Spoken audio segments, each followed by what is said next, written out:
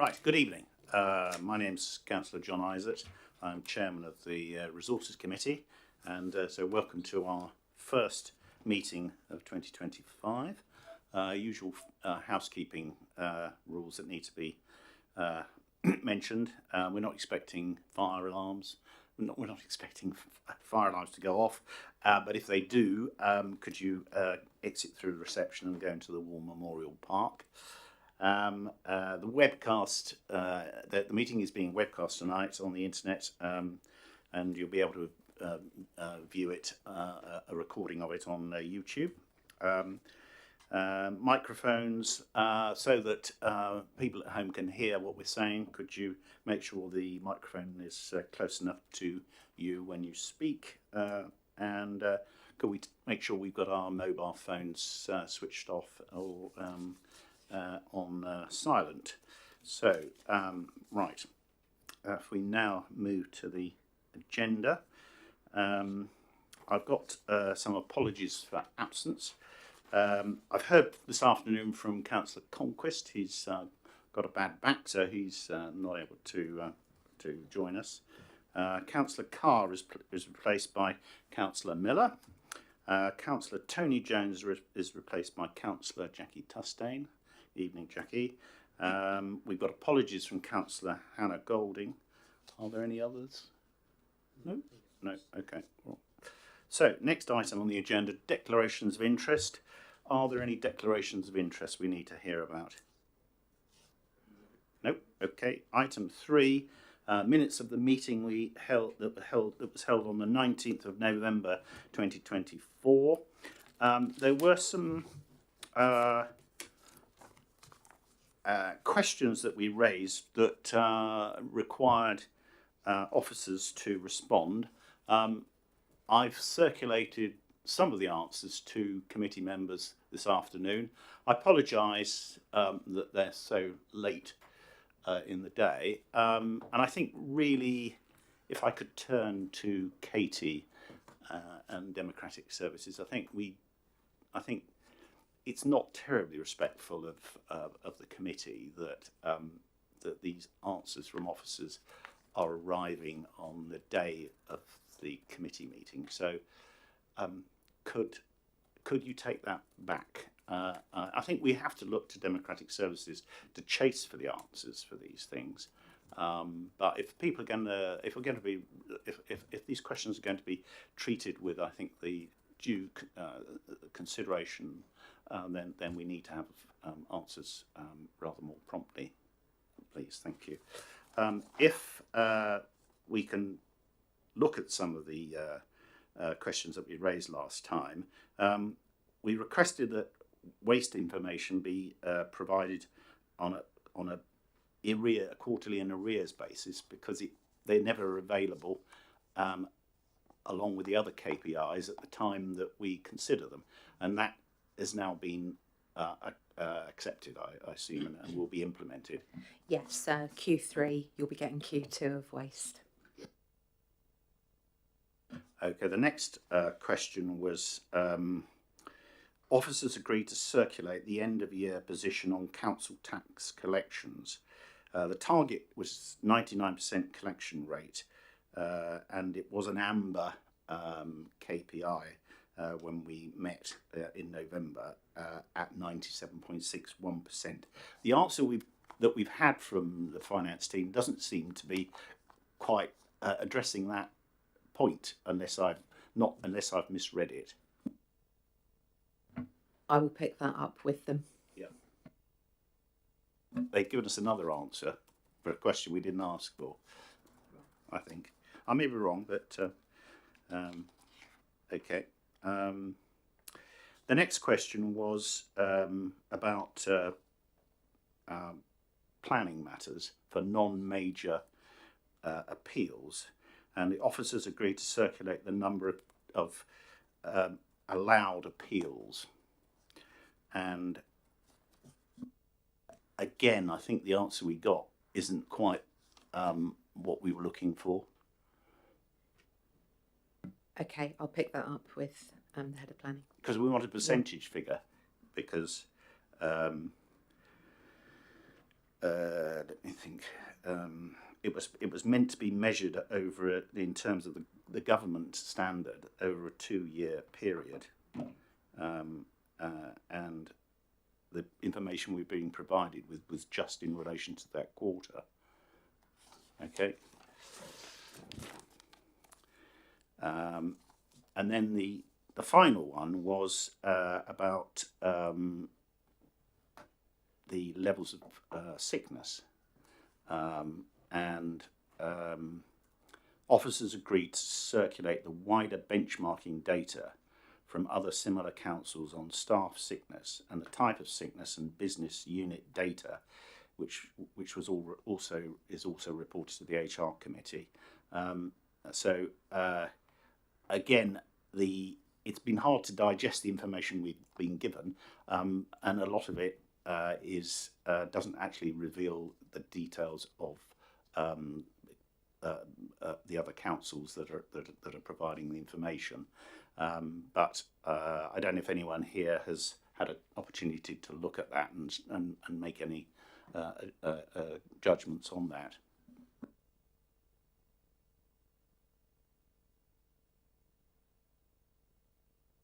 I think the problem is it's been received today, and everyone hasn't had a chance to look at it. If anyone's got any comments on it subsequently, we can feed that back through. All right.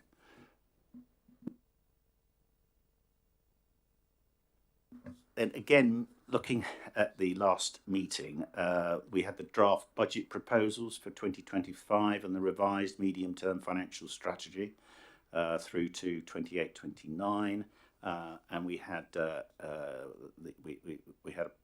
presentation from the co-leader, and we asked for benchmarking data in relation to the cost of EV charging. So we'd like that, please. I know the co-leader is very busy, but it would be useful to have that. And also, we requested further information in relation to the extreme sports gaming event that's in the budget. Now, we have had a response on that, haven't we? Yes. Yeah. Has anyone got any questions in relation to that? Nope. Okay, so it looks as though that has been satisfied in terms of the information we requested. We also finally required further clarification on the anti-poverty strategy. So that hasn't been forthcoming so far, but if we could have that, that would be good. Okay, right. So we now move on to the single agenda item. Yes, thank you. Yeah. So Philip has reminded me that I need to approve the minutes from the last meeting. So is everyone happy that that they are a true record of what took place last time for those of you who are here? Okay, I'll sign those. Yeah, I will do. Yeah. Okay.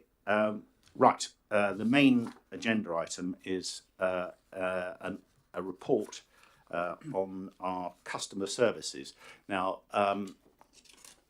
this forms part of the remit of this committee. I'm pleased that we've got Katie Salis, the Director of Customers Digital and Improvement, who's going to provide us with a report tonight.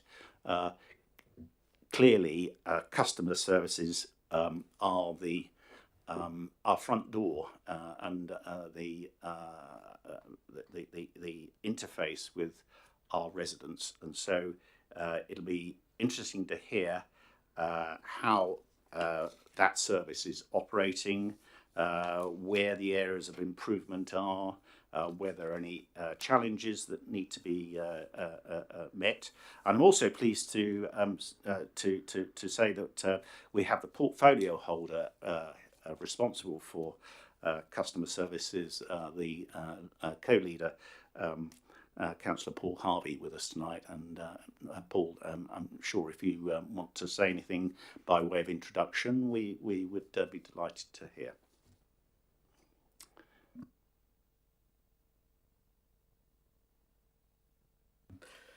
appreciate the committee's time this evening to go over this, and the presentation, of course, will give you a whole suite of information. You will remember that we took a decision to adopt a customer strategy that has informed the way forward for the organisation, and Katie and the team have been going through a significant process of transformation and improvement as part of that strategy and where we want to take the council.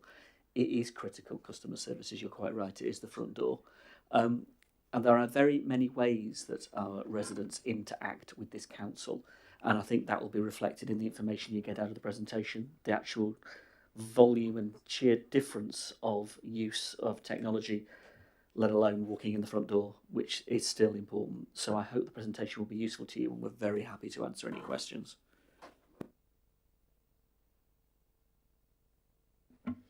Good evening. So following the request from committee in November, I've put together some slides about customer services, how people contact us, why they contact us, what the level of service they receive is when they do, and what complaints we get. The quality of the customer experience is something I am passionate about, and I'm pleased to be in a position as the Director of Customer Digital Improvement to work with my team and colleagues as we bring focus to deliver the best experience we can when customers need to access our services. So we've got the access channel landscape. So I'm coming onto website later in the presentation, but after the website, the next highest volume contact channel is the telephone.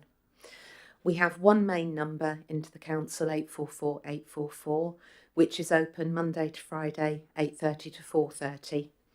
844 844 has something known as a telephone IVR, an interactive voice response on it, and that is offering our callers 5 high-level options when they connect.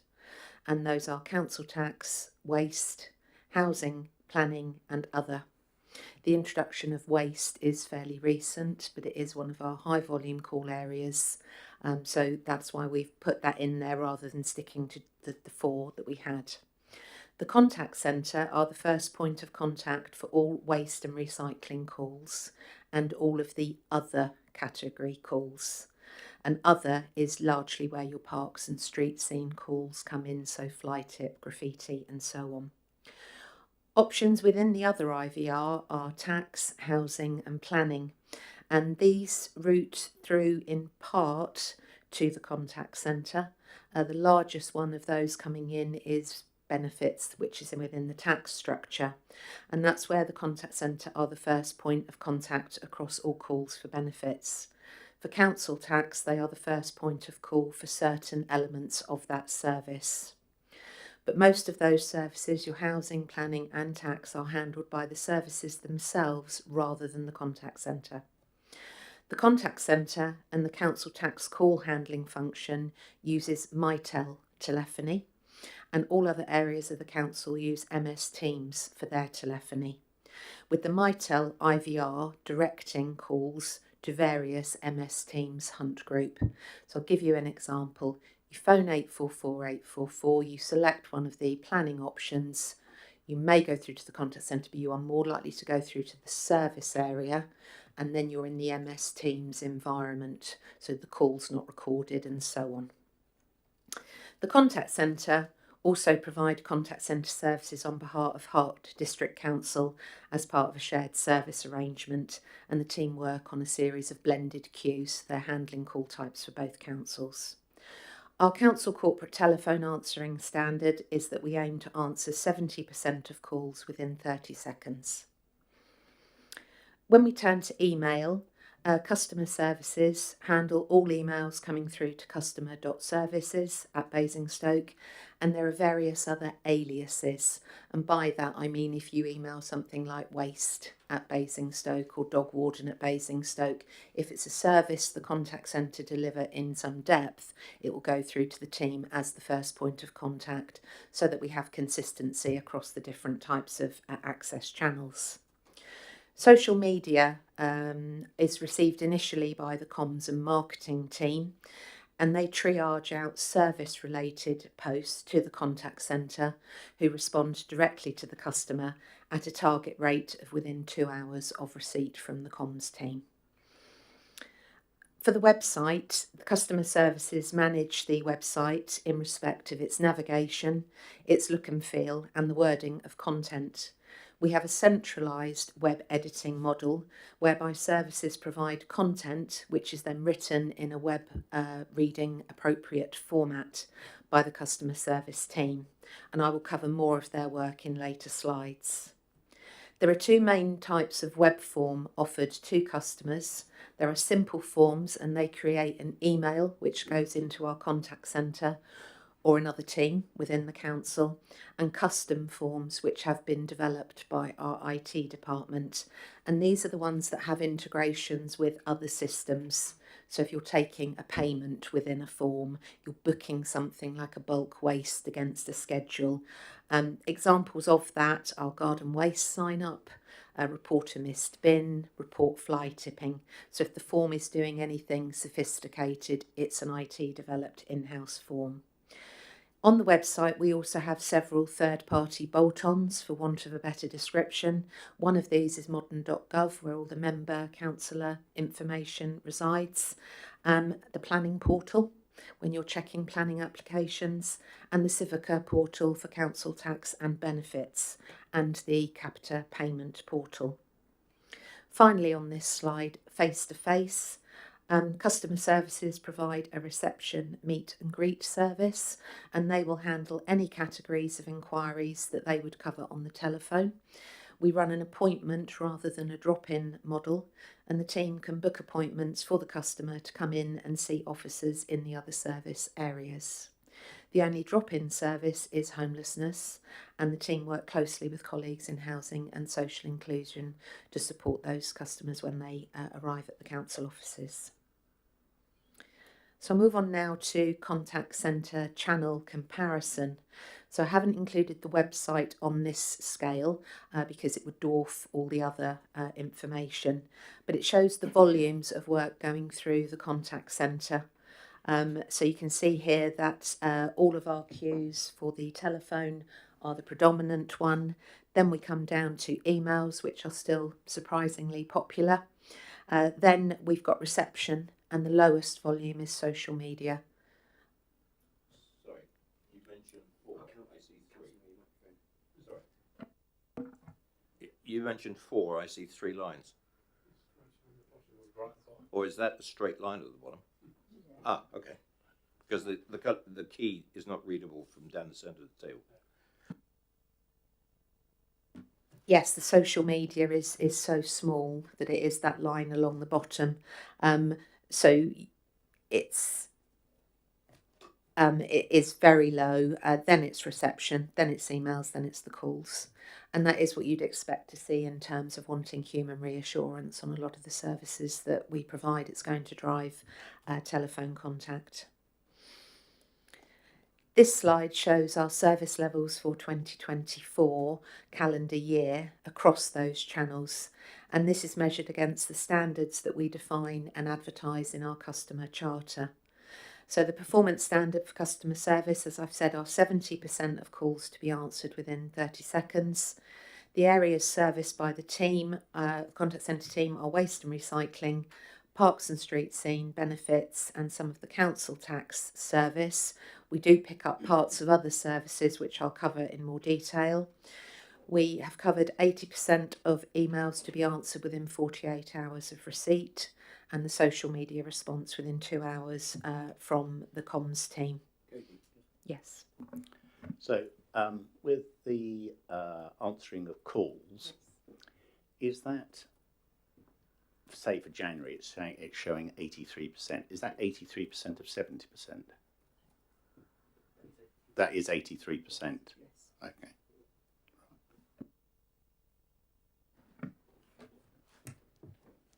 You will notice I have been able to provide local tax telephone answering stats along the bottom line. These are available from the MyTel telephony system. This is the only area outside of customer services that I can provide telephony data on.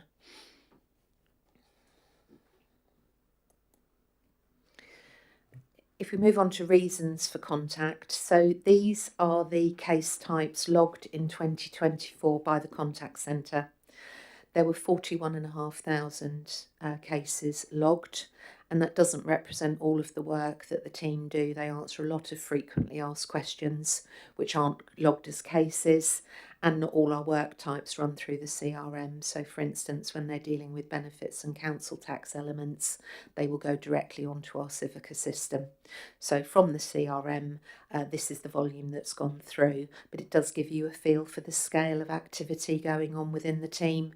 So you can see the largest area of work is waste and recycling, followed by the garden waste service, then clinical waste, and then parks and street scene. And that takes you around the 3/4 dial on that pie chart.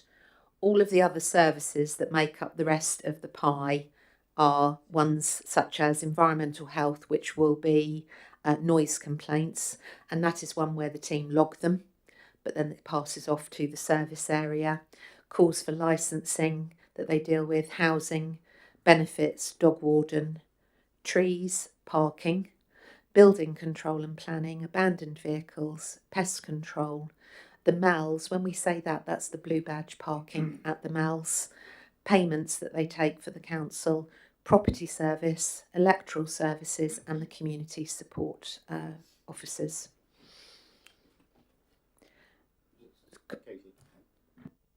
So what's not appearing there, because it doesn't come through the contact centre, in terms of what you'd expect, what's likely to be the volume of traffic that's coming into the council, for instance, council tax, is that one of them? Yes, council tax is next in volume to what the contact centre deal with. Then you have planning and housing. They are the big areas. So the contact centre have a single view of waste and recycling and parks and street scene, and they handle those calls through to completion. So the only time you would get passed off to the service area is if there's a complex problem, for example with waste or something going on where there's been repeat incidents. The contact centre work directly on Civica for benefits and council tax calls they take, so that they can read case information as they go. For regulatory services, we log calls for noise in relation to noise for environmental health, log tree calls, and licensing and parking.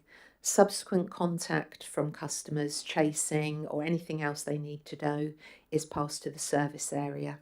So there are scales of what the contact centre can do, but your big front end services outside of the ones you've just highlighted, Councillor Isaac, are handled by the contact centre. For planning, Councillor Tustane wants to ask you something, I think. Thank you. I was going to ask you about some of those things. Obviously, we'll go across to Hampshire, and I just wondered how does that work? on the IVR at the beginning, we do advise customers if they're calling for something that's a county matter to dial them. But the ones that come through to us won't be logged on here. They're not our cases. What we do is we refer them to the county. If we get a customer that is clearly struggling or needs assistance, we will log those on the Hampshire site for them, but that is by exception rather than routine. We don't have the resources to do that.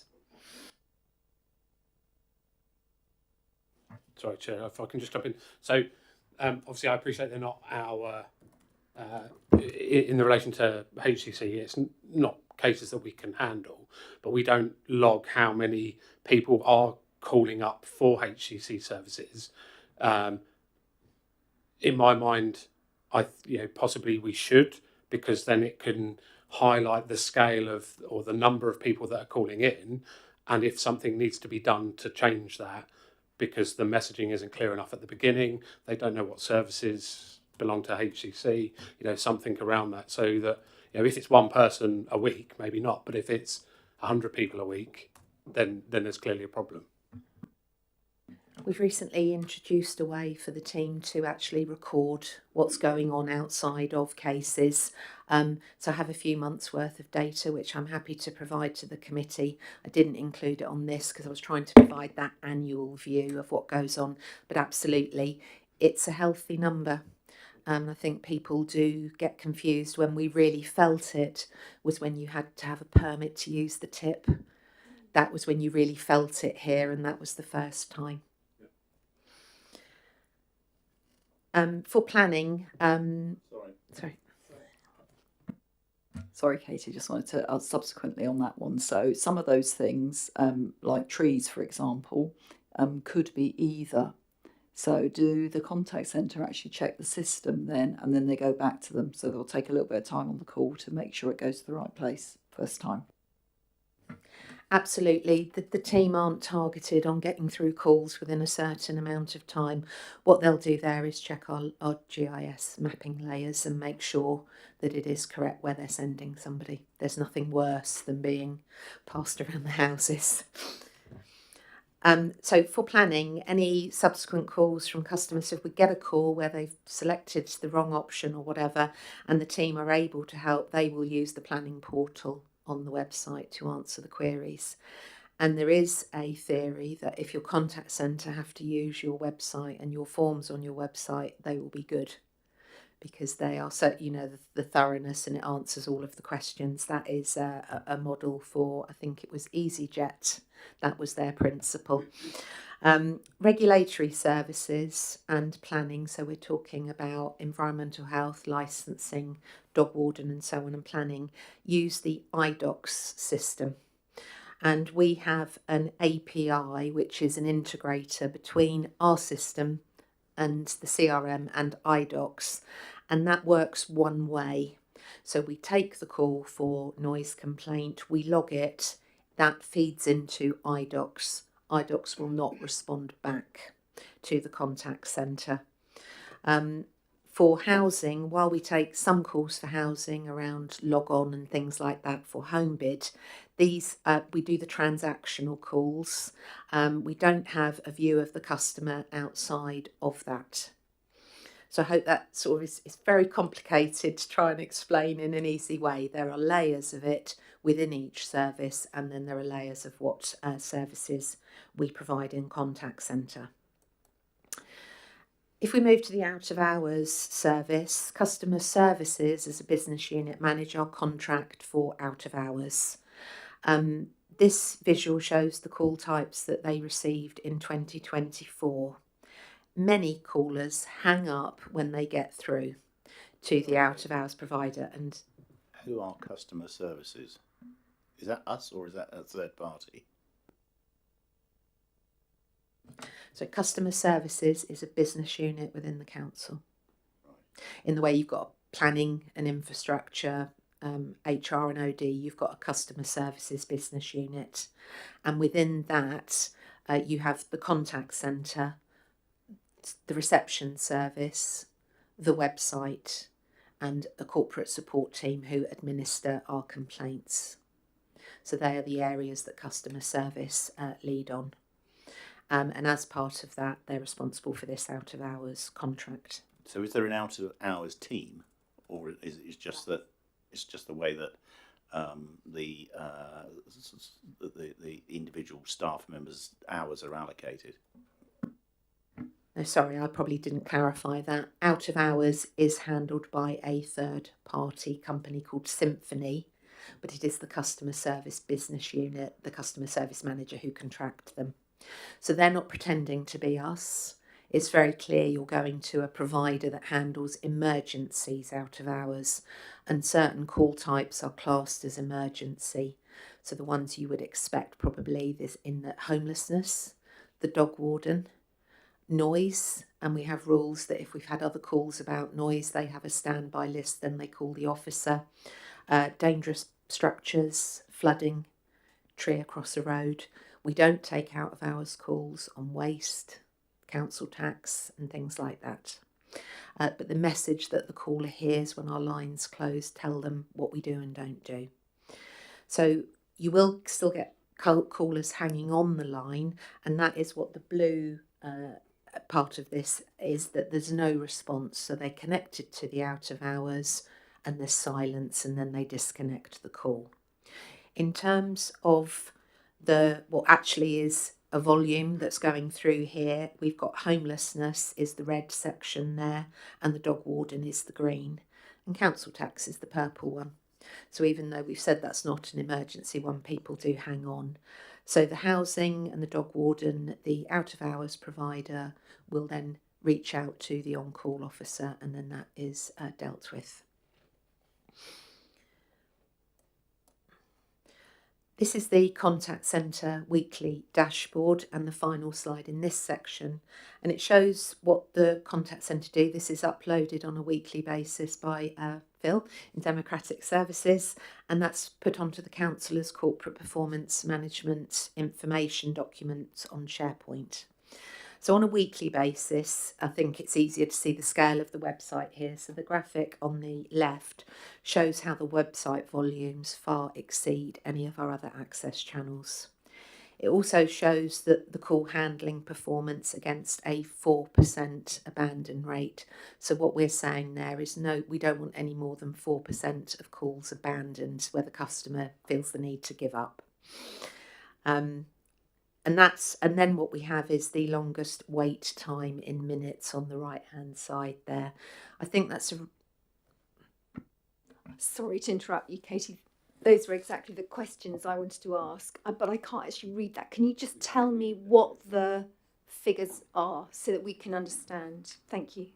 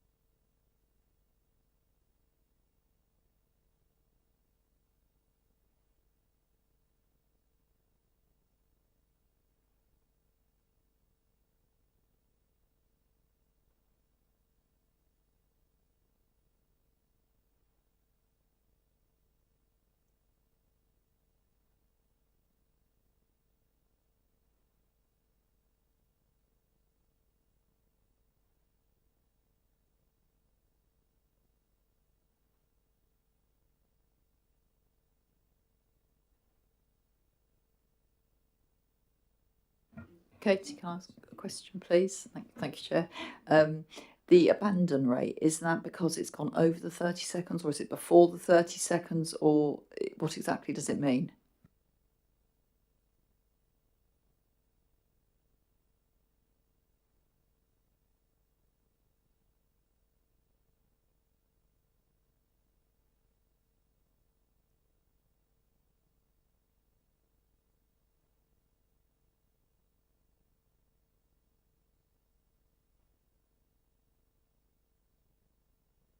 Sorry, can you? I didn't quite understand what you meant by that. so.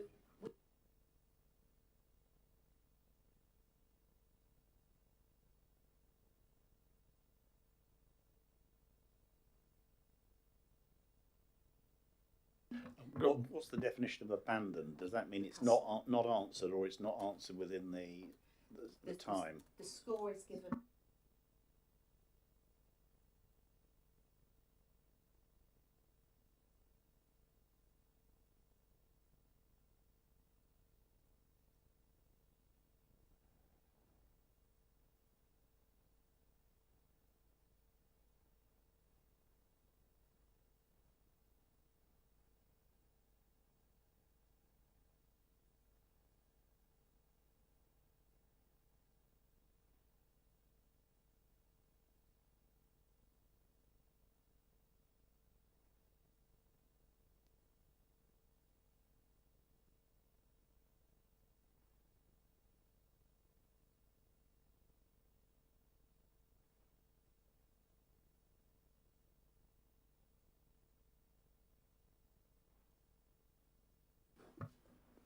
Sorry, thanks, Sir. Can I just jump in with a question about, and I think like we've jumped into questions throughout this, so I've kind of missed some of the section, but it is relevant to what I'm going to say. So on there, you've counted the website traffic, 19,079. Now, to me, that's not contacts, as in people making a complaint or asking a question. That's a visit to the site. They could just be having a look. I mean, I probably make a good 500 of those a day sometimes. So is that right to add that as a metric of a contact centre contact? And then within that, you've counted website traffic or website visits there. But if I recall correctly, when you have a simple form, it creates an email, and by the looks of it, that email, that is classed as an email contact rather than a contact through the website, according to the graph that was on a previous slide. So we don't actually track the number of contacts, actual contacts that come via the website, because they're being classed as an email by the looks of it, and therefore we don't also do a response time on those contacts. Is that right? Am I heading down the right direction?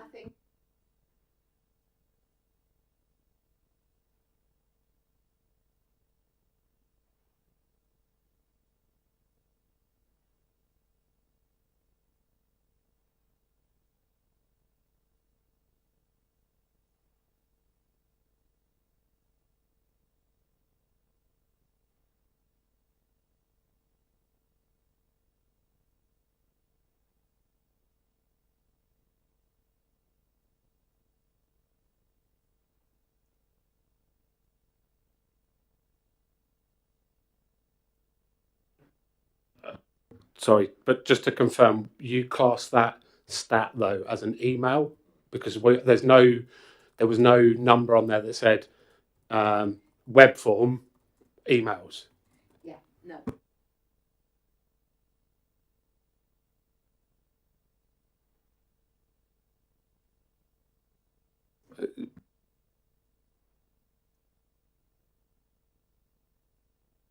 I think again, this is something like, you know, we as a council being able to tell the difference between whether we're counting from a form that comes in, or again an email.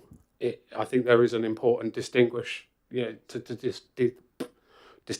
the two, because again, it's are more people choosing to go via the website, or do they know instantly to just email this? No.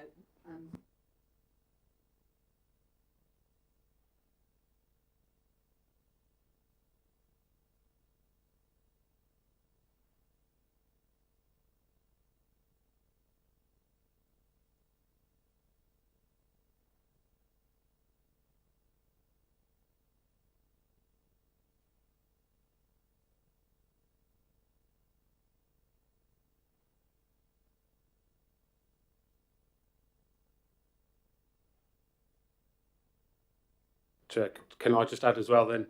So that covers the simple forms because they come through via email. And then there's a lot of the custom forms. How are they tracked in terms of the numbers and volume that we're getting of those? Do they get accounted for anywhere, or is it just you've clicked on this one, we don't worry about you because it's some other service? It does get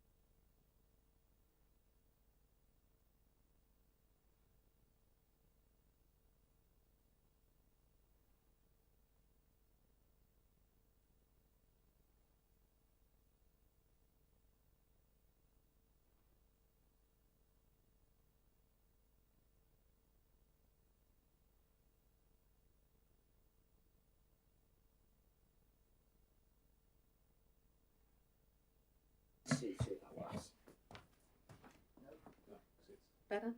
No. It'll pick your voice up.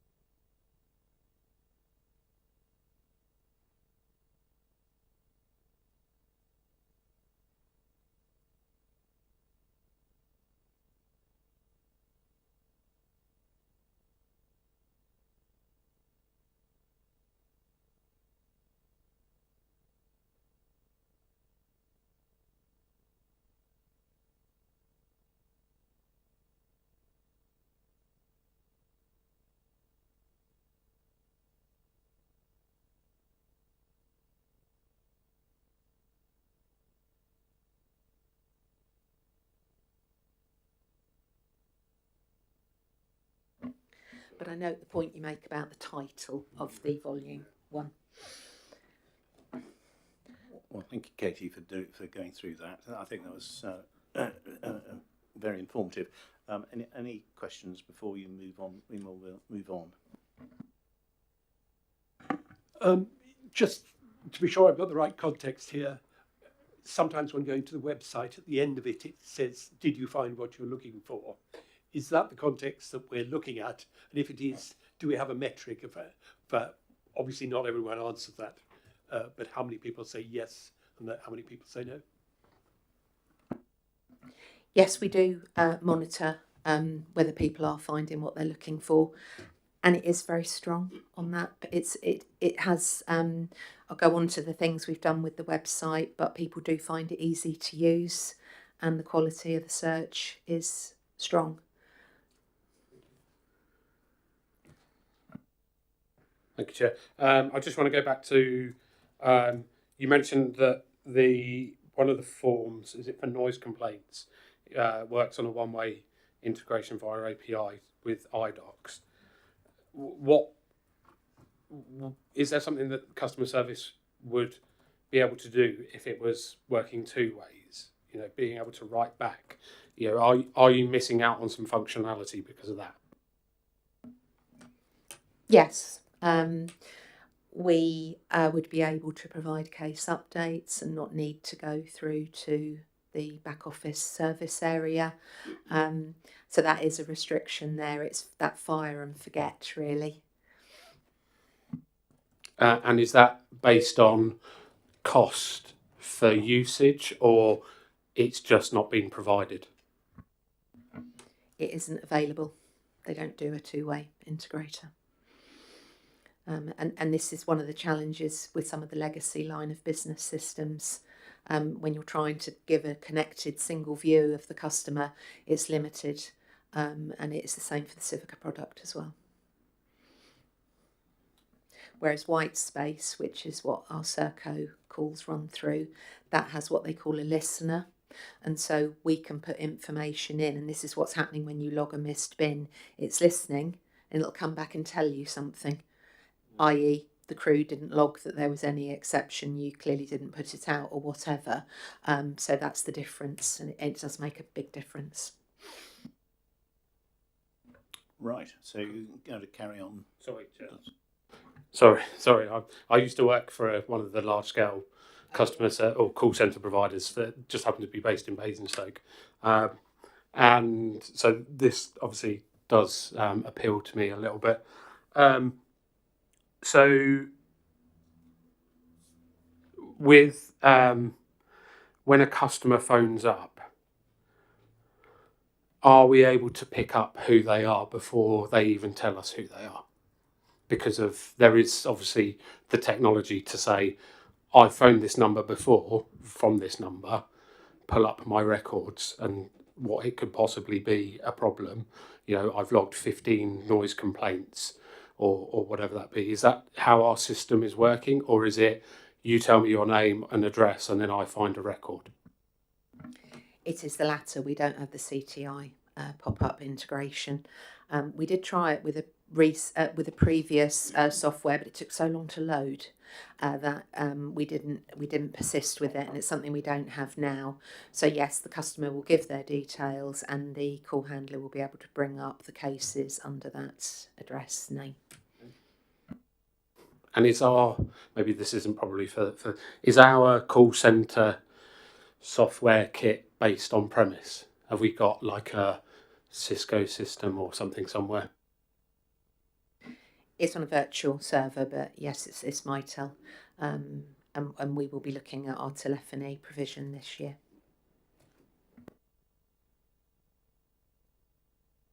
Okay.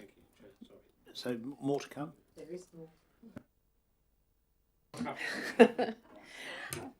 So website, we carried out a comprehensive review of the website in 2023, and we changed the navigation. You may remember it's very pink before the site. They are a thing of a slightly fashionable view. Some things are in at times and others are out. But the refresh was informed by insight provided by the web analytic tools we use to constantly monitor and incrementally improve the site based around the user. Talking through the home page, we've got the blue call to action buttons just under the image there. They are popular topics, so they're given top billing on the page. And we have our services displayed underneath, and you can open those out. And again, they are based on popularity. The team regularly monitor accessibility, quality assurance, so the credibility of our site, and in that they're measuring the quality of the content, the freshness, the security, and the user experience. And we also look at our search engine optimization, which is how easily the site can be found by search engine and customers. You will see that the search on the top at the site in the image is given prominence at the top of the page. Many people will arrive at the home page of our website, but they will go directly to the search rather than using navigation and the other tools. As with any of these things, there's multiple ways of finding where you want to get to. We use software which monitors the search terms used and the success of our visitors to the website in being able to get the answers they need. And so we're continually adding terms and so that we can make that search effective. To give you an idea of volume, from January the 13th to the 19th, there were 3,071 unique searches. So just to give you some insight there. So what that image is telling you is that 98% of the searches that go on the site in this week, in that period, were successful. They found the content.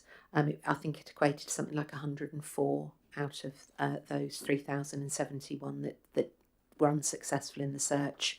And so those are always examined, and where we can work out what it was, we will put the fix in, the wild card around numbers of planning applications and so on. But just to give you reassurance on the quality of the search there.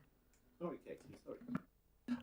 How do you know that the person accessing the website regards the search as being successful? Because it may well be they've just abandoned it because they can't get actually the answer that they want, and they go looking for the answer somewhere else other than a website.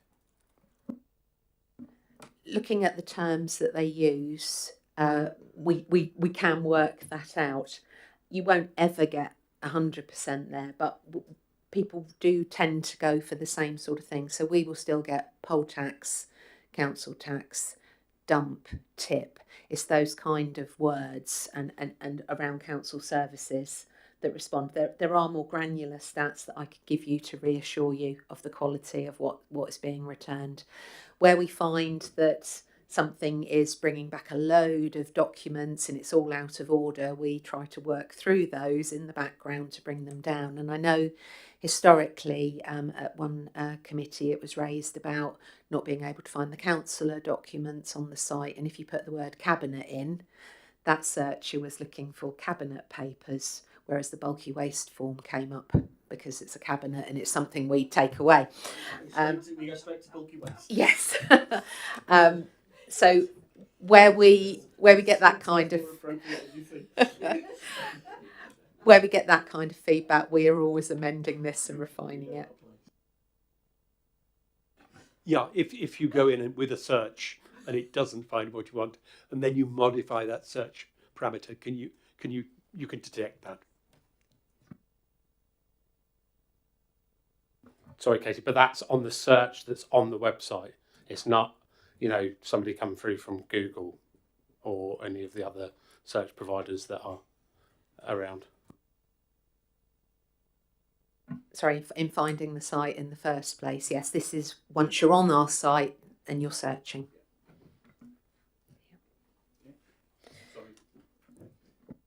Sorry, Katie, does that also include, so you're measuring people from that search bar, does it also measure the people that are going in via the clicks through the links? So that as a successful transaction, I guess. Yeah, the click rate. Yeah, through. Yeah. So just leading on from that, Katie, do you actually look at your success on the big search engines like Google to see, monitoring your access through that as well? Yes, we. The next slide is the sources of the traffic. Okay. Oh, not the next one. It is coming up, I promise. Most popular pages. So we started the web stats in this format from last April. So between April and December, these are the most popular pages, which is the homepage.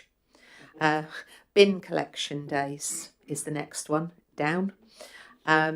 Viewing and commenting on a planning application, managing your council tax online, and the next two below that are directly signing into your council tax account, and the planning application search page. So just a page further in as to where people first arrive. So whilst the most popular pages do change throughout the calendar year, these ones are the most consistently ranked top pages. And what the team will do is, we know, for instance, with elections, it's going to be popular. We will make that further up the website, make it far easier to find, because we've got the historic information around the ebbs and flows through the year of what people want to see. Thanks, Katie. Is this that they've gone via the homepage and then onto the check your bin, or is this landed directly on that page? So a search, if I was to search on Google, what's my bin collection day, Basingstoke, and then click the link that says, that's hopefully at the top because our SEO is working brilliantly, that's when it's counted, right? It's not the other way around. I go to Basingstoke Dean Borough Council website, and then what's my...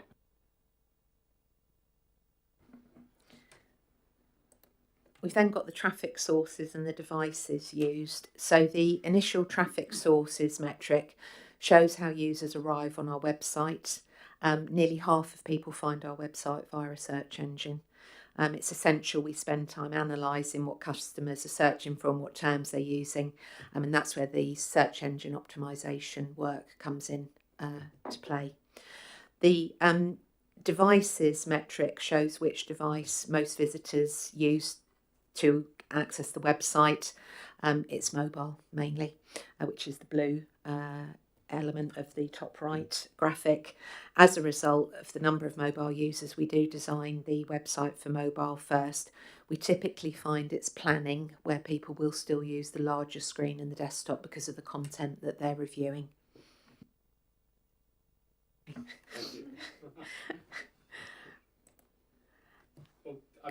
Sorry. Just like the website is all the website mobile first now. It is. Okay, so there's nothing within that that's, you click on it and it's going to open up on your mobile in 3 pages long that you're having to scroll. Yes, it is mobile first. Some of the custom forms require a minor squeeze in, but you could still use it. It's just being wholly. So corporate complaints, looking at the categories and volume for January through to December last year. So customers can submit a corporate complaint via any access channel. The majority are coming in via the website or into the phone lines in the contact centre, but some will be received directly in service. And these are the categories of complaint. So we've got complaint against staff behaviour, council policy, where it's a Basingstoke and Dean policy, council policy determined by central government, disability or equality issues, poor performance with a complete failure to respond, poor performance with a failure to respond within our timescales, poor performance with the quality of service is unsatisfactory. There are 5 services which attract the most complaints, and they are environment and community services with 71 over this period. The majority of those relate to quality of service. Financial services, which is the revenues and benefits piece, were 47 against quality of service. Contracted services, so waste and recycling, leisure centre and so on, 43. Again, majority there relating to quality of service. Housing and social inclusion at 31 with quality of service. Planning and infrastructure had 37 complaints over this period, and they were split between quality of service and policy.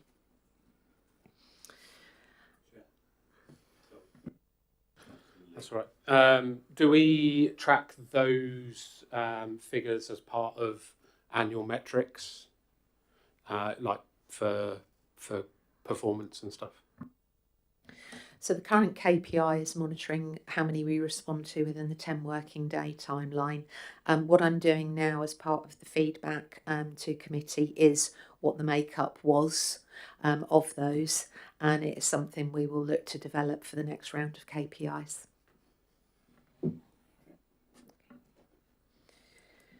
If we look at comparison with previous years, just to give you a sense of direction of travel, in 2022 we had 384 complaints, 2023 272, and then last year that total was 242.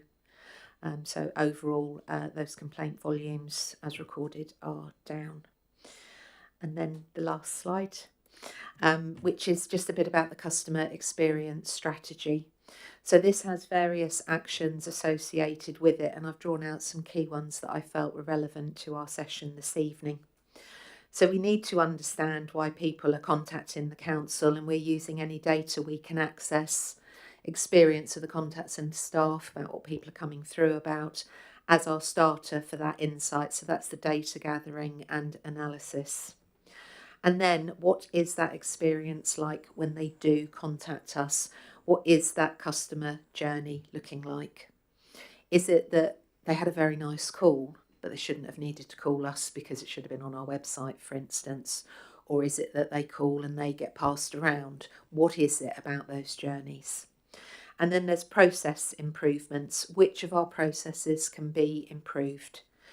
So we'll be working with service areas to redesign those end-to-end customer journeys where appropriate, and ensuring that we capture feedback from the customer at various touch points across access channels. That isn't something we do consistently at this point in time, and it's something that we're making some early changes on shortly, with the use of a survey tool that we have in-house, and embedding that in our documents and taking those opportunities to get that baseline around what our customers are telling us.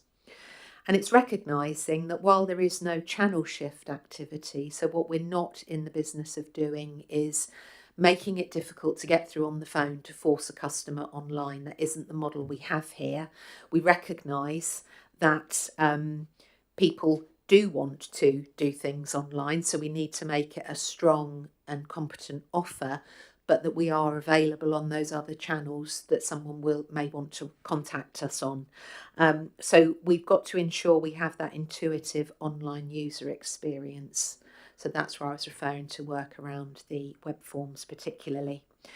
And they're the they are the website improvements that we can make. We've got some technically rich forms, but they're not great to use at the moment. And our mapping-based forms aren't strong either. We all live in a world of mobile phones where you're used to going, I'm here, and it knows where you are. We're still using older technology at the moment that relies on some different data. So they are the things that we need to unlock, because very often, for instance, with a fly tip, it'll be somewhere quite remote and it's, a mile down the road from the last telephone box I saw. It's very difficult, and we need to make really good use of mapping in our data so we can provide accurate instruction to our staff that go out to collect these. And these... You've got another question from Astain, please. Sorry, Katie, keep interrupting your flow. Are you looking at using what 3 words? I haven't specifically looked at that because we haven't started the detailed work on the web forms yet, but absolutely. So these forms will be improved and others introduced. So you will have noticed clinical waste is a big, cool topic. There's no reason for that not to be online. Because it's a bit like a bulk, you're booking something. And so that is an ambition, and this is what's related to the wider CRM project. We need to get the CRM project completed so that we can get web forms that interact correctly with that CRM. When we talk about modernisation of contact centre systems, the CRM, so the Customer Relationship Management System, is the main system, although the team use 22 systems to deliver their job. We are currently working to implement a new CRM later this year. It has to be the one source of truth for them, and we do everything we can for things to run through CRM. But again, when you've got legacy systems and you want the contact centre to do more, other systems get pulled in. As part of the implementation of the new CRM, we will be able to provide customer feedback proactively on waste and recycling and parks and street scenes. And that will be for the reasons I described earlier, because we see them through that whole life cycle of the ticket. And when they've been logged via the CRM directly by the contact centre or via a web form, we'll be able to proactively say, that's closed, we've done that now, rather than people needing to phone us to chase that's avoidable contact. And that improves the customer experience, meaning they don't need to chase us on programme. Sorry, Chair, me again. I was going to ask about this. So I guess as for those instances where it's passed on to another service, that you guys obviously don't close it down, is that where does the customer journey end from a reporting perspective, is it with you guys in the contact centre, and it's marked as done? I've passed it on to somebody else. Not my worry anymore. Or is it when the whole thing is resolved? And do we have the mechanism within, which I'm guessing we don't, but I'll ask the question anyway, for support centre, contact centre staff to chase up on those cases that may have remained open for a significant period, but they can say, what's going on, being proactive about things. So as we stand today, no, it is fire and forget. So if we log a ticket, say I'll use a complaint as an example, once that's gone through, the contact centre lose sight of it. If the customer calls back, they probably get allocated a case officer if it's a serious noise complaint within the parameters of the service. But if it's just a speculative or it's a callback, I don't know exactly how that service works, the contact centre will stay on the line while they try and call that service for an answer, and that's hugely inefficient. How we address that moving forward, I'm not quite sure, because technically there isn't a way to do that at the moment. But what we want to do is work with colleagues to understand these processes. Is there more the contact centre could and should be doing? It isn't always a given that that's the answer, but is there more we can do here at that front end to stop the handoff? Because it's when you get handoffs, that's when, things can, the journey isn't as great. So it's understanding, and that's the continuous improvement work that we're about to commence, understanding what that journey looks like once it leaves the contact centre. Sorry, it's just to add to that. Sorry, but I think it's important context. So from a call centre, a contact centre perspective, your journey ends, and then it becomes another customer journey with another service. You fulfilled your part. They now have to do their part. We're all reporting different metrics. Okay. Councillor Jenkin. Just where we're sharing a service with Heart. Are we handling those all through the same thing, or exactly how does that work? So the services we deliver for Heart, we use a CRM to do those, and then they get that level of reporting, and the website forms as well are Basingstoke ones skinned for Heart. So yes, that has that contact centre level of reporting, scrutiny, etc. Two questions really. First one would be around the modernisation of the contact centre, just to check that we're not going to go to any kind of AI models or answering with smart AI people going, please tell us your name, etc. And the second part of the question is, with the modernisation, how much is that going to be affected by the recent changes we've heard about unitary and whatnot? How much of a blocker is that going to be? Obviously, it's going to make the job slightly easier, but much bigger. Is that something you're starting to take into consideration with the modernisation? So we're developing an AI strategy at the moment. Some of the tools, so for instance, Microsoft Dynamics has Copilot embedded in it, but there isn't our intention to have a robot answering the phone at all. So we would use it from an automation speed perspective in some of the processes as we get used to that product, but no, that's not our intention there. In terms of the modernisation against local government reorganisation, we are overdue this CRM implementation. It's important we continue with that until such time as we know what the future holds. The model we are going to be doing is bringing our current dynamic system up to date. So we aren't going out to the market to procure a completely fresh CRM here. So we're doing that as efficiently as we can, but just preparing ourselves for whatever comes down the line there. Councillor Tastain. Thank you, Chair. I was going to ask about whether you've looked into, it's going back to the idea of continuity and passing back and forth at ticketing systems, which obviously I'm not familiar with. I've looked into them in the past, I haven't seen much of them now, but where obviously that will create a ticket per call, and then obviously if it gets passed up, it can then be updated by the relevant departments, and then that keeps the continuity of flow. it does. It also creates a double handling of dealing with it in the line of business system as well as on the ticket. I can't help but think there's got to be a technological solution somewhere here. But yes, that's not something we've investigated at the moment. So, as I was saying, we've got, hold on, let me find out where I was. So giving that sort of proactive feedback is something we don't do now, and I think that will improve the experience because they won't need to chase us on progress, which creates avoidable contact, as well as being a poor customer experience that impacts our operational efficiency. If you can imagine, we can get 100 calls in a 15-minute period, just hit you. So everything we can do to be as efficient as we can while still providing the professional yet friendly service is the ambition. When you asked me to speak about customer, you referenced the counsellor tracking of CRM cases that has been spoken about a few times. That isn't in scope at the current time. There is no reason when the new CRM is in place that we should not investigate that. Happy to investigate how we could deliver counsellor tracking. It would need all counsellor calls like that to go through the contact centre, and they don't at the minute. They're going directly to managers and so on. So that's the kind of area where we can explore what we can do there.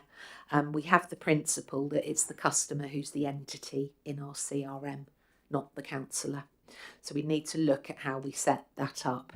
But I will come back to that once we're further along in our CRM project. Sorry, I disagree that it needs to all go via the call centre. It just means that managers or officers will have to create a case within the system themselves, or we're creating that case by uploading it, and it pops up in everyone's system regardless of where we do it.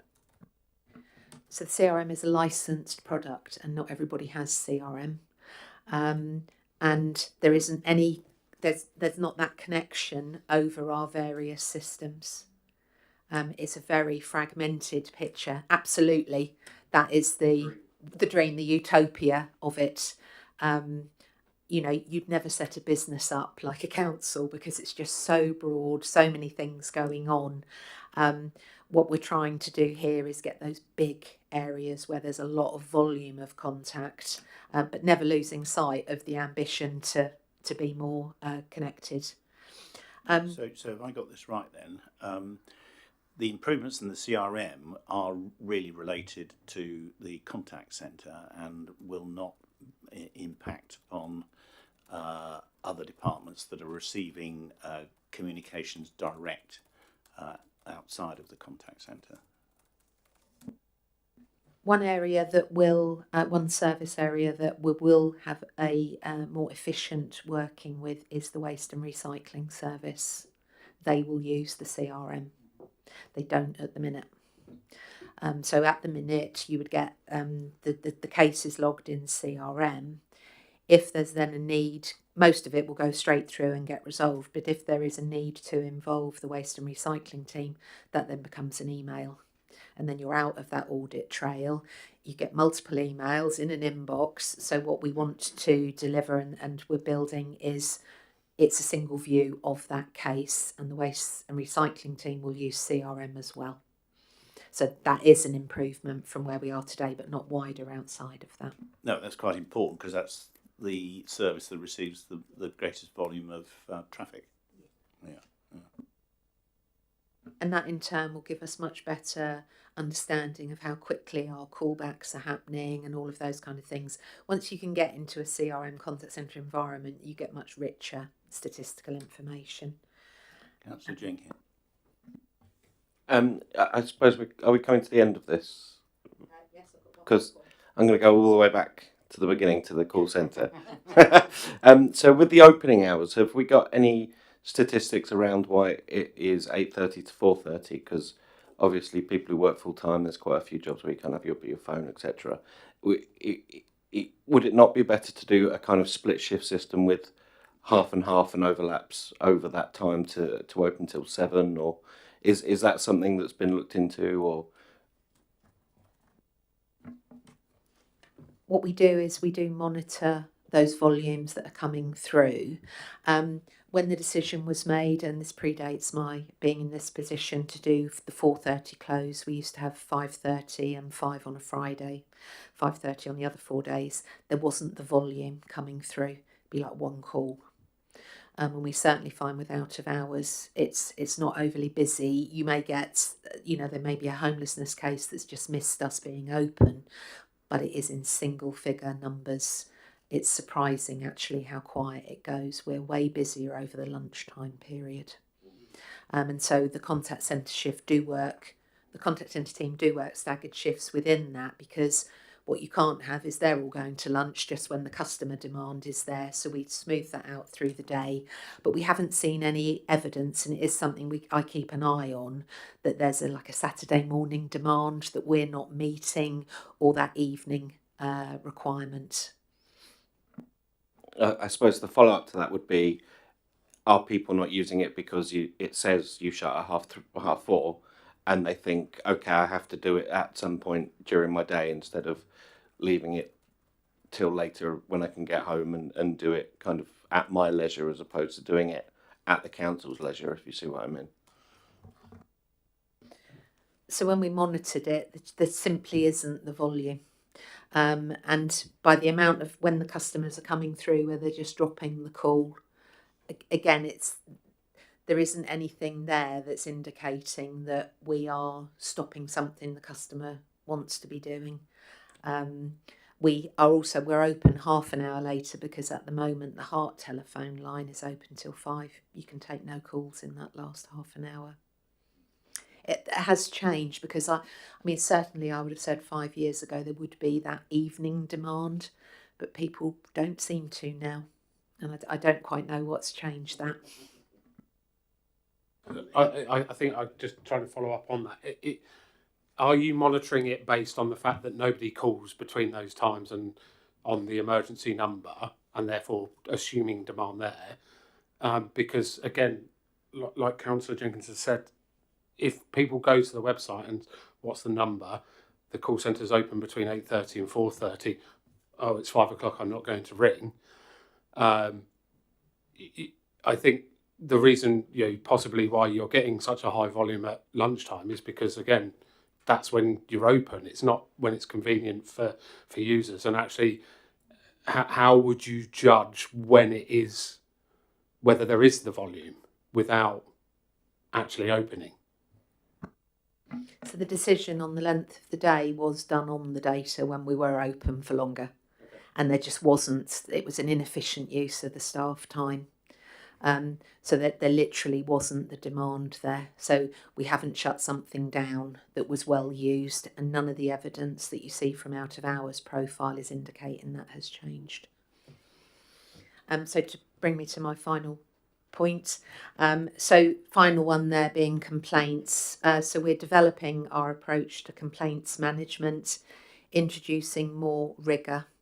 So what we will be doing is monitoring the use of the correct templates, adherence to our process for complaints, and the quality of the responses. So for example, have we addressed the issue itself or the underlying cause of it? What is the quality of that response, and identifying any trends. Whilst complaint volumes are low against the overall contact levels, this is still important insight, and that's something we don't do at present, but something that we will be doing in the coming months. So I'd like to thank you for your time, and that ends my presentation. Thank you, Katie. There was a lot in that, wasn't there? It was very demanding, and well done to standing up to all this volley of questions you got. Yes, this evening. I think it was a very comprehensive run through a very important service that enables us to understand what our customers and our residents are looking for in the way of services from the council. Right, so I think at this point it would be good to get some feedback from the committee members on what they've learned from the having had this report from Katie, and any lessons they think might be applied, any further questions they've got. But I see Councillor Miller wants to start. Well, I'll start. Thank you, Chair. Yes, thank you, Katie. That really was, I think, illuminating, because you've gone into a level of detail and updated us on the progress. And I think that's very important for all councillors to understand. And on that basis, are we going to get a copy of the presentation? Because it gives us a bit of more flavour that we can go away and keep it on our own records. And I would suggest it should go to all councillors, because we see it in the microcosm of the committee. But I think it'd be very useful. Yes, having had the experience of trying to build systems, but having legacy systems you're trying to integrate in a different world, I completely understand your issues. And especially in this modern age, when you're relying on software and integration of software across platforms, that's very challenging. But it sounds like somebody's got a grip of it, and at least you're managing it, and that's the important thing. Some people lose the control of that management of the systems when you're trying to bring the whole thing together. But I think it sounds like you're doing a very good job. Thank you. Happy to share the slides, and I'll also supplement them with the web form data that you asked for as well. Thank you. Any other observations? Councillor Lee. Thank you, Chair, and Katie. Yeah, obviously, thank you very much for coming and for responding so well to a fair amount of grilling on my part. I do apologise. Like I said, obviously the call centre side of things, I've worked in the software side of it, and working for a large retailer as well. We obviously work a lot with the call centre. I think going forward, it would be good if we can monitor those stats separately from, splitting the web traffic contacts versus emails, just so that we can see, what proportion. From what you were saying, it's quite high. So, but I think it'd be good if we could track those, and again monitor any improvements that could be made via that route. I guess I have one last question to you, and I don't know how open and honest the environment is within the call centre, but if I was speaking to one of the call centre handlers, what do you think their kind of number one complaint would be that would help improve the call centre, the handling process at the moment would be?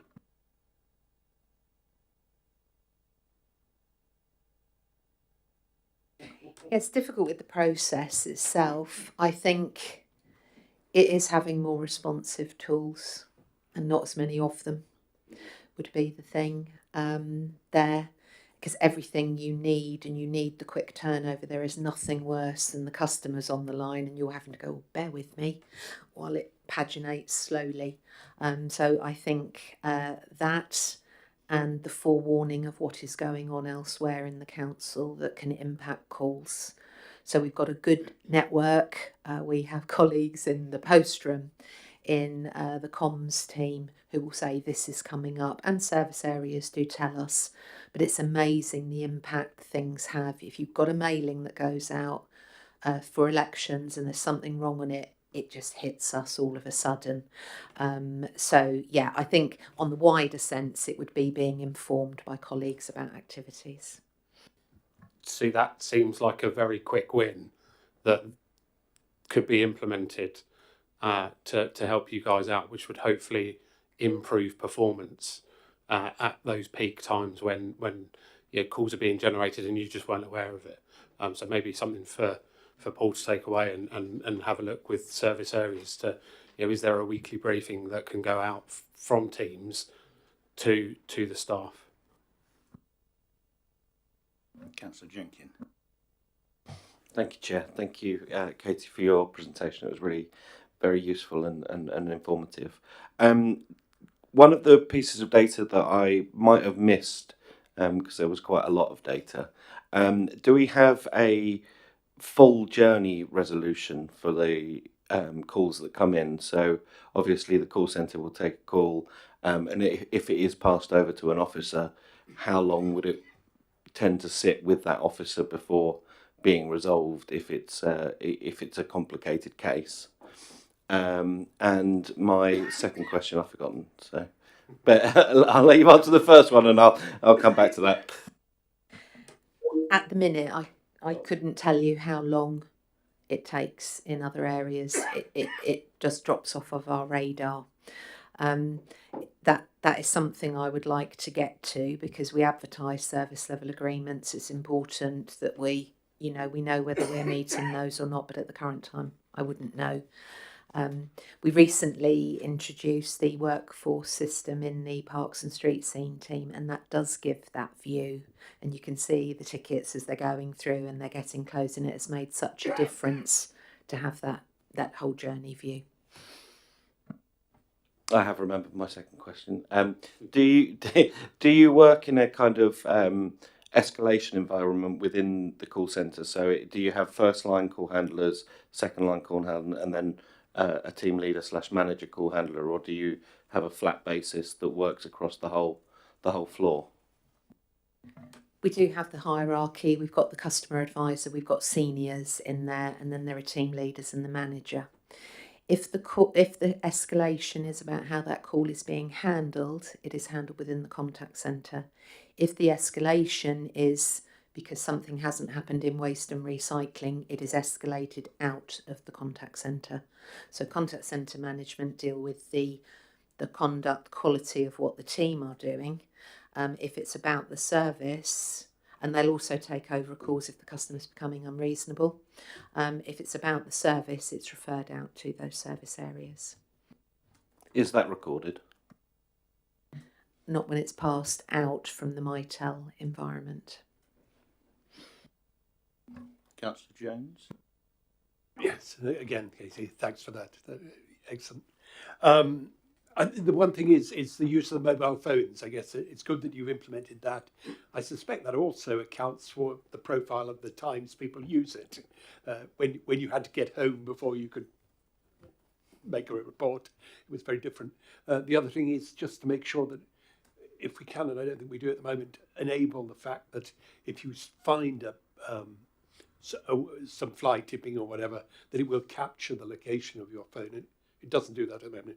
That would be true of a number of those incidents. Would be great to be able to capture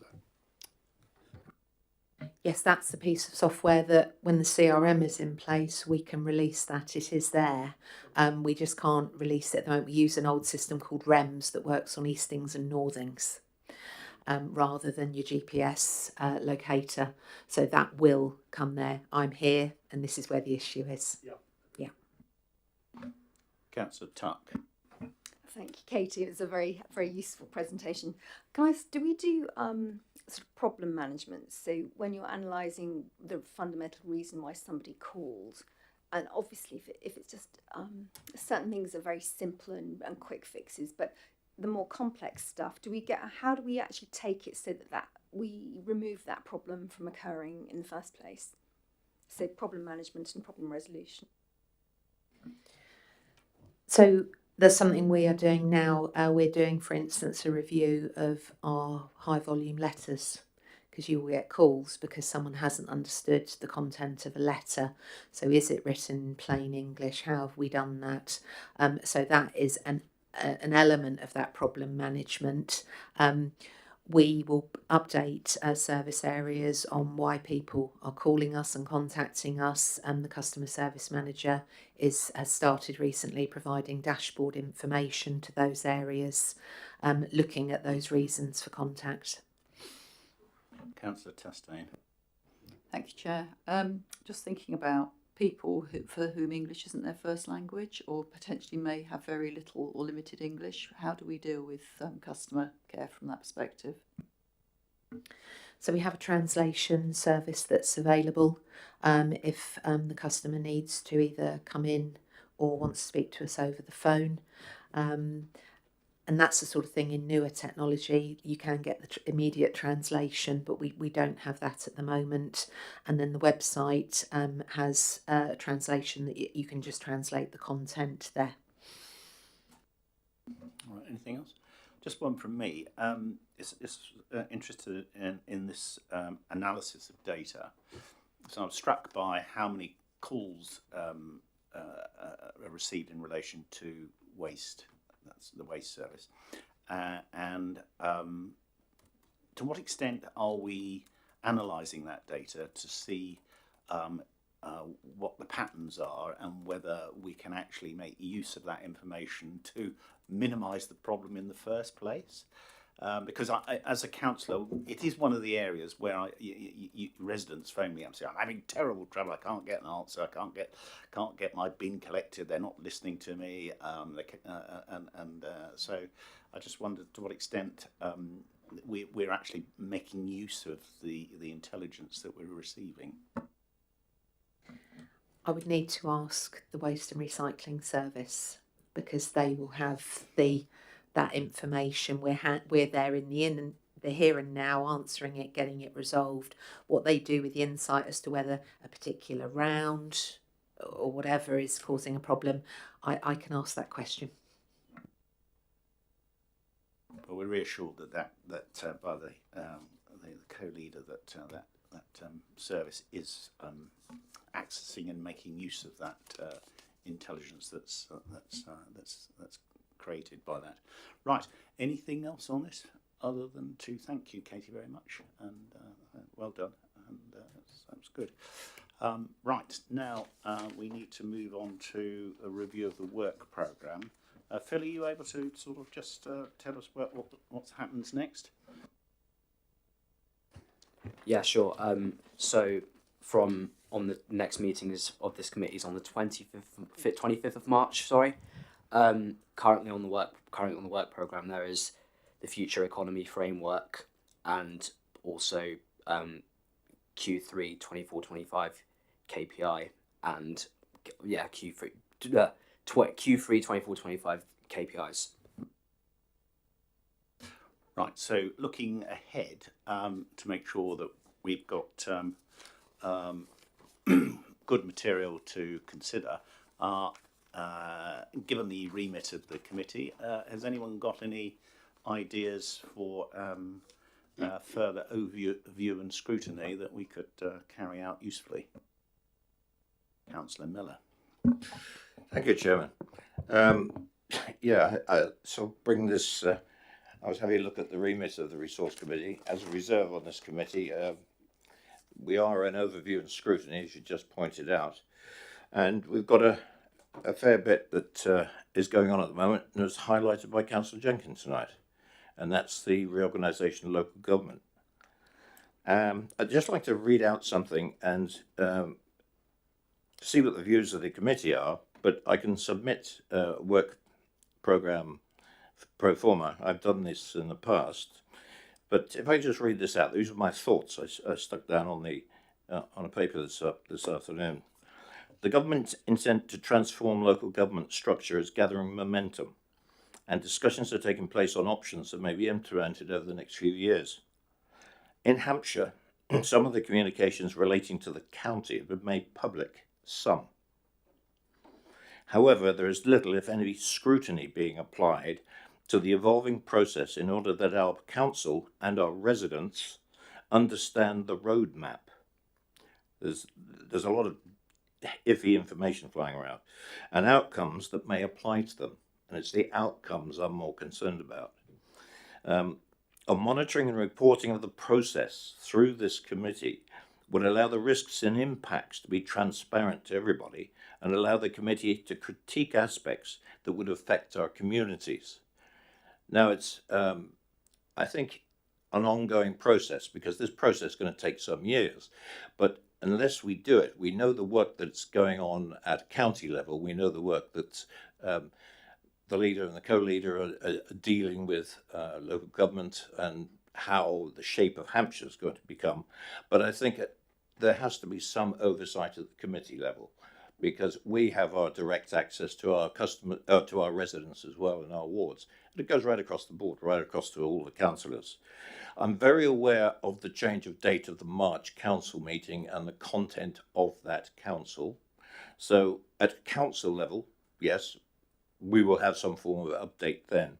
But I'm looking at a rolling kind of discussion that would take place in this committee on in part of the remit, because the remit of the committee, if you've not had a look at it, is quite extensive. And our scrutiny function, I think, is most appropriate for that to happen. I would suggest, and this is what I would put into the work programme report, that it was a periodic thing that would progress through the evolution of the local government reorganisation and exactly how it evolves and how it affects Basingstoke and Dean residents. That would be my submission. The wording of it, I would obviously feed to the chair and democratic services, but in the flavour of what I've read out to you tonight, I'm quite happy to put that submission into the work programme. Thank you, Chair. Thank you. Yeah. Oh, it does seem to me that we are on the cusp of existential change, and therefore it's not finalised yet. But on the assumption that this change does happen, how it's implemented, it would seem to me that we might be able to carry out a useful role in that and scrutinise it and comment as it proceeds. So I think that's, from my point of view, I think that's a good proposal. I'm open it out to the rest of the members. I think that's an excellent idea, actually. I mean, I think there is a lot of talk. I know, obviously, I'm involved at Hampshire level myself, and so I have privy to a lot of information coming down from that angle, which gives one flavour. And I think, sort of talking to my colleagues in Basingstoke here, hearing, you know, worries and concerns, and then other things flying around, and having a central point where there can be some just a good oversight, whether it's scrutiny per se, because obviously not all of it will be within the remit of the borough, but leastways it will mean there's a central point and an agreed way of communicating and getting that timeline out, getting the general steps and the actions that are happening to give clarity to people and to leave fears, I think, and stop misinformation going around, I think would be an excellent idea. So we're going to have ongoing responsibilities to our residents and to our staff, and therefore this might be a good way of channeling some of that information and concerns and so forth with periodic reviews through this committee. But I'd be grateful for officers for some further advice on how we should set out the parameters of that work. If I may, Chair, what I would suggest is I can get you a draft of this to Democratic Services before the end of the week, and then, as you say, Chair, we can evolve maybe in the March meeting exactly how the committee would be handling this and the sources of information. You make a very good point there. That I think the cabinet would probably be a good sort of avenue, and we have a member of Jill Hatterer amongst us. That would actually be very useful indeed. And there will be the formal avenues, because information is being released. There's an awful lot on social media, mentioning social media, and that's my worry. What you see on social media, I get a little concerned about, and as Councillor Tustain mentioned, it's the fears that are going around. I'll elaborate to that on maybe a subsequent meeting. Thank you very much, Chair. I'll do that. And Councillor Tustain, as a county councillor, it'd be very useful for you to appear at this committee if Councillor Tony Jones is not available.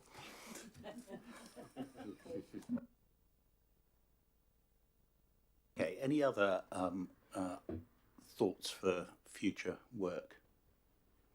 So I've got one. One of the responsibilities we have as a public body is in relation to diversity, equality, and inclusion. There are some very significant responsibilities placed on us as a public body by the Equality Act of 2010, and DEI is to be embedded in everything we do as an organisation.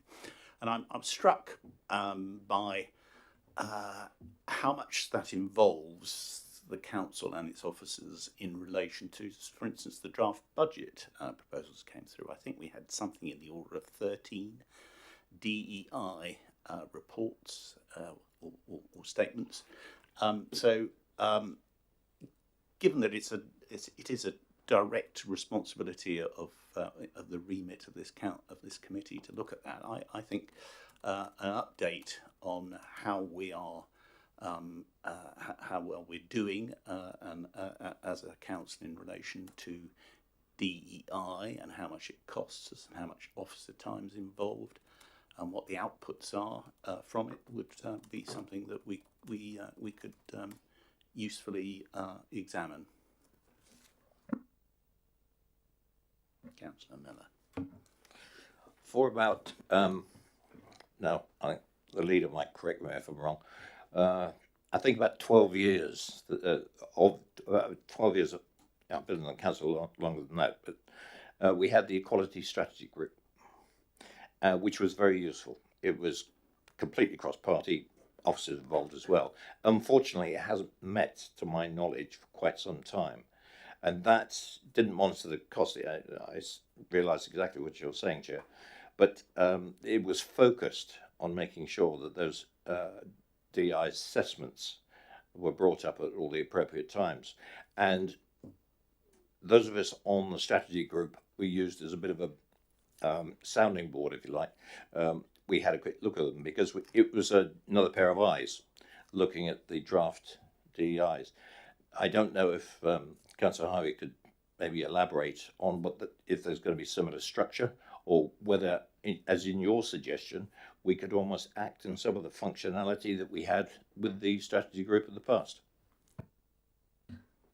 The group hasn't gone away, and as you remember, it's an annual update in terms of where the programme is, so that will be coming up as per normal in the calendar with the strategy group itself. There is nothing to stop this committee choosing to look at that area of work, and I would just say in terms of our officers and the work that is going on in that area, we have a very good story to tell and a very good programme of work going on in this authority that meets so many of the requirements that sit under the Equalities Act, but go way beyond that in terms of our approach as a borough to equality and diversity in all its form. So actually it would be quite useful to have that fed into the committee, because I hope you would see the sheer volume and positive work that's going on in the community. Beyond that, you do have the strategy group, so without wanting to duplicate their work for no good reason, that might be worth considering. It's in your hands, you're the committee. Yeah, okay, so it's our role to review and comment and scrutinise, and so is the annual plan, or is that when is that due to be published or completed? Do we know? It will never be completed in that term, but it will certainly be reviewed, renewed, and moved on to the next phase in terms of the action plan that sits next to it. I'll take that back and get the dates confirmed for you specifically, so you can programme relevantly to what you want to look at. And it just makes sense to do it that. Yeah, absolutely. Exactly. It should coincide with at a point where you've reached a sort of milestone in the work. And that's reported back to that body as the strategy group. They get the milestones. The officer report back gives you detail around that. In terms of exactly you say, the committee can look at all of that from a service point of view as well, in terms of the service delivery associated with DEI. It's in your hands as to which way you wish to go. Okay, are we Councillor Lee? Sorry, I'm going to add to the list anyway. Yeah. No. Okay. Well, yeah. If we can just make sure that everyone's happy that is a productive agenda item. Okay. Everyone. Right. Good. Okay. Councillor Lee. Thank you, Chair. I've just again had a look at the long list of things that we are responsible for, and hopefully I can get some support in this through Councillor Miller as my fellow Armed Forces champion. So we do have a responsibility within this committee to look at armed forces, as we are aware that, or should be aware that the Armed Forces Covenant has been committed into law, and there are a number of improvements that are coming. But I don't know how we would word it, but certainly whether we need to look at our responsibilities as a local council against that Armed Forces Covenant, but also kind of some of the wider aspects of that, employment skills, reservists, and our support as a council towards that. Yeah, I think that's something that's it would be useful to add that to the work programme. I suppose my question would be, who would we look to provide us with the sort of day-to-day experience of this, who with a background in the armed forces, because we can't look to officers to provide that. Chair, we've got an extensive network now within Basingstoke and Deane, the Veterans Hub that has been established for just over a year now, that has got quite a wide network and experience of, I guess, the council services, not just here but also the wider HCC remit within that. Obviously, I know we can't do much about whether HCC are sticking to their responsibilities, but we can certainly look towards them for support. And I think, Councillor Miller, you'll have some other people that might be able to help. Indeed. Without going into too much information here, there's more than one network for working around the Armed Forces Covenant, because it's wide-reaching. Anything that's got Her Majesty's government on it has statutory duties now. NHS. If you go into your primary care surgery, you should see Armed Forces friendly, veteran friendly, because they are part of the whole system. Now, up at the hospital, we have 2-3 Armed Forces champions. There's a lead up there. But the network, as Councillor Lee has just said, is extensive. We have an officer, Jade, who is the council has to nominate an officer who is the Armed Forces champion on the paid service. Armed Forces champions such as elected members are involved. County, it's Councillor Andrew Joy, who's a county councillor down in Alton. We're all you'll find that people who are Armed Forces champions on the elected member side tend to be former veterans anyway, or are veterans, former servicemen. And I think as a combination of all that, we can provide all the information that you require. The officers, other officers involved in the council, the primary one is housing. And Kate Radnall and I have developed a very good relationship over the years. And she is with me 100%.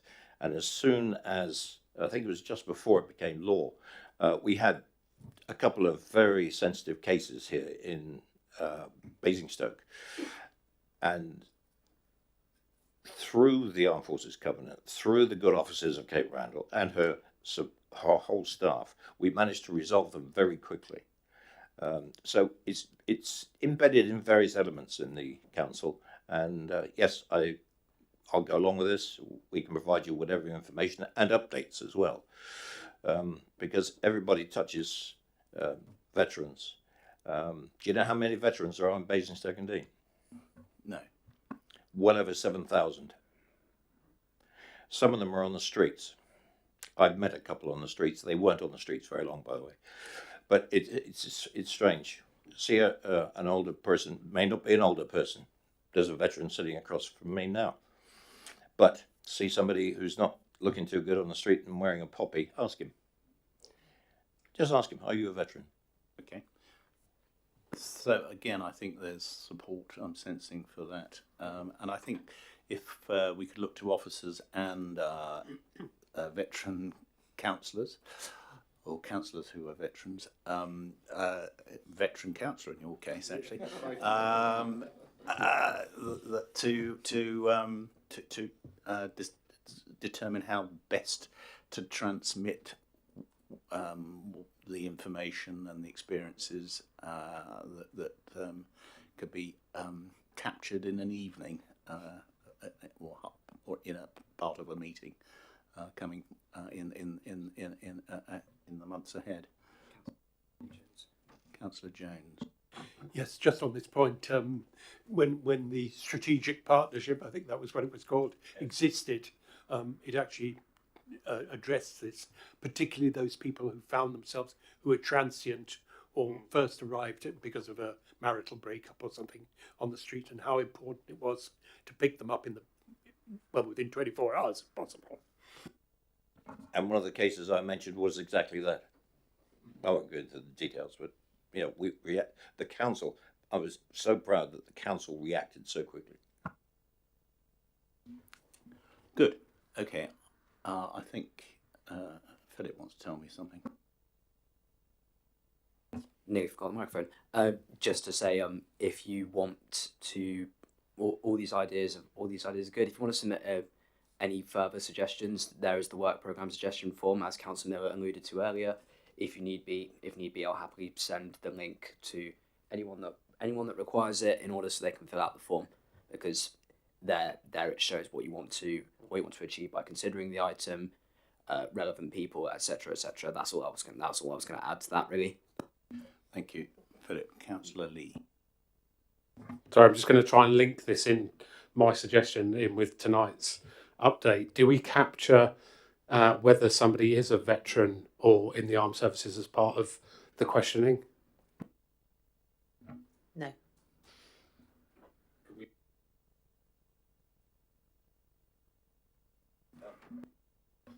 If I could just follow up with what Philip said, or if you go onto SharePoint, I actually went onto it today, and the form for filling out the suggestions is at the bottom there for councillors. Very impressive. Thank you very much. Thank you very much. Thank you for joining us tonight, Councillor Miller. You've made some impact. Thank you.